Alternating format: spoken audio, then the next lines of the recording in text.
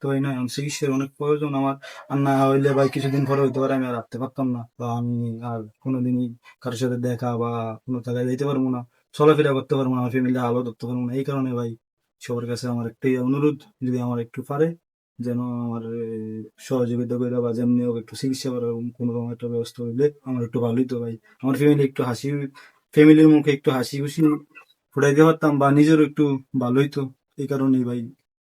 হুম, হুম। এই ছেলেটা অনেক কষ্ট, অনেক স্বপ্ন নিয়ে গেছিল দেশের বাইরে, এই মায়ের মুখে, ফ্যামিলির মুখে একটু হাসি ফোটানোর জন্য।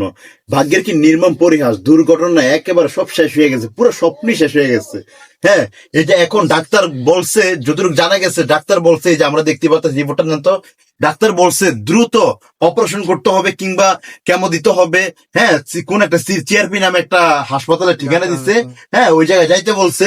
যদি ব্যায়াম ট্যায়াম যদি না করা হয়, না তাহলে আজীবন ছেলেটি পঙ্গু হয়ে ঘরের বিছানার মধ্যে পড়ে থাকবে।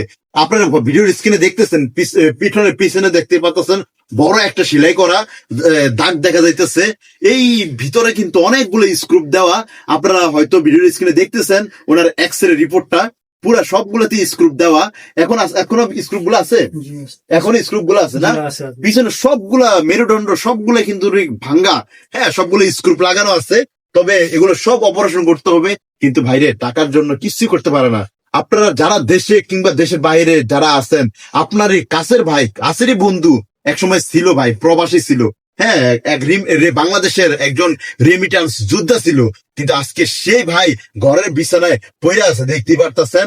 আপনারা চাইলে সাহায্য সহযোগিতা করতে পারেন। সাহায্য সহযোগিতা করতে যদি না পারেন, তাহলে আজকের ভিডিওটি বেশি বেশি করে শেয়ার করে দেন। ওনার বিকাশ নাম্বার আসেনি ভাই আপনার, বলেন তো। 0130164123 এটা হলো নগদ, আর বিকাশ নাম্বারটা আমার মনে নাই। আচ্ছা, আমরা বিকাশ নাম্বারটা আমরা দিয়ে দিব ভিডিও স্ক্রিনে কিংবা কমেন্ট বক্সে। আপনারা চাইলে সাহায্য সহযোগিতা করতে পারেন। সাহায্য সহযোগিতা করতে না পারলে আজকের এই ভিডিওটি বেশি বেশি শেয়ার করে দিয়েন, যাতে কেউ দেখতে পারে, কেউ দেখা সাহায্য সহযোগিতা করতে পারে।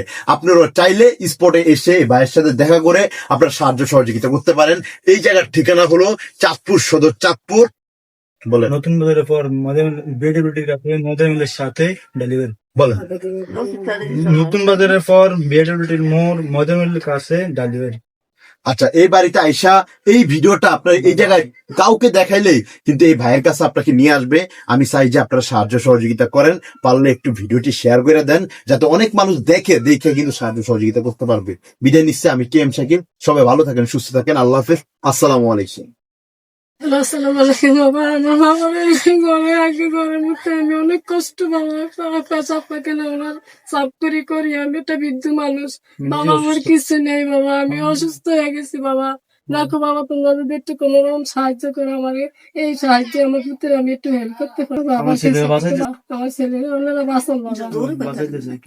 প্রস্রাব পায়খানে ঘরের ভিতরে করে, বিছনায় করে, কিন্তু এই প্রস্রাব পায়খানে কিন্তু এই অসহায় মা পরিষ্কার করে।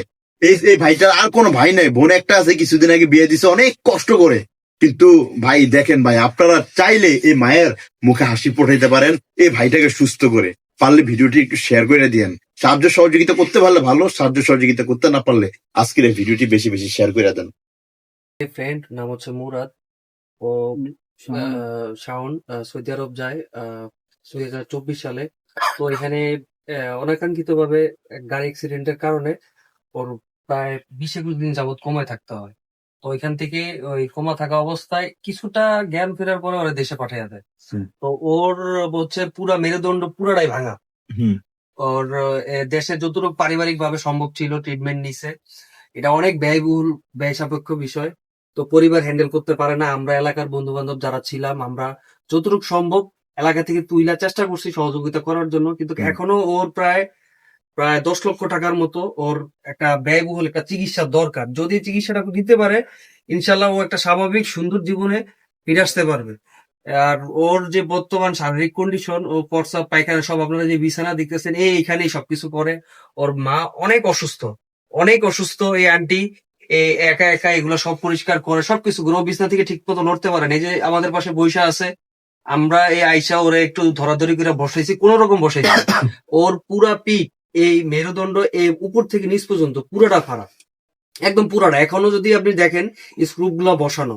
আর ওর যে কন্ডিশন, এই কন্ডিশন আল্লাহ না করুক ও যদি উপযুক্ত চিকিৎসাটা না পায়, তাহলে সারা জীবনের জন্য ও কিন্তু একদম এই বিছনায় পড়ে থাকবো। তো ওর আজকে বয়স চিন্তা করেন 26-27 বছর।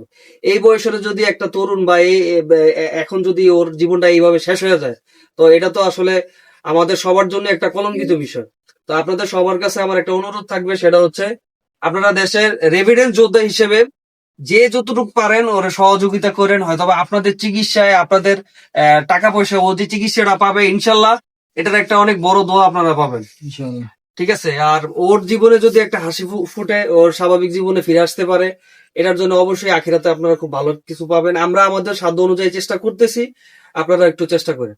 ধন্যবাদ শাকিল ভাইকে। 10 লক্ষ টাকার প্রয়োজন, পারলে একটু সাহায্য সহযোগিতা করেন ভাই। 10 লক্ষ টাকা হইলে এই ভাইটার চিকিৎসা শুরু হবে নতুন ভাবে। আপনারা পারলে একটু এগিয়ে আসেন, যে যা পারেন, 10 টাকা বাবা নাই 5 টাকা করে। এতিম ভাই, হ্যাঁ উনি কিন্তু এতিম, দুনিয়াতে কেউই নাই, শুধু একমাত্র মা ছাড়া। হ্যাঁ, এই যে ঘরটা দেখতেছেন, ওনার দাদু নাকি এই ঘরটা দিয়েছে, তারপরে অনেক কষ্ট করে এই ঘরটা এইভাবে সাজাইছে। হ্যাঁ, পারলে একটু সাহায্য সহযোগিতা করেন। হ্যাঁ, ভিডিওটা একটু পারলে শেয়ার করে দিয়েন। সবাই ভালো থাকেন, আসসালামু আলাইকুম।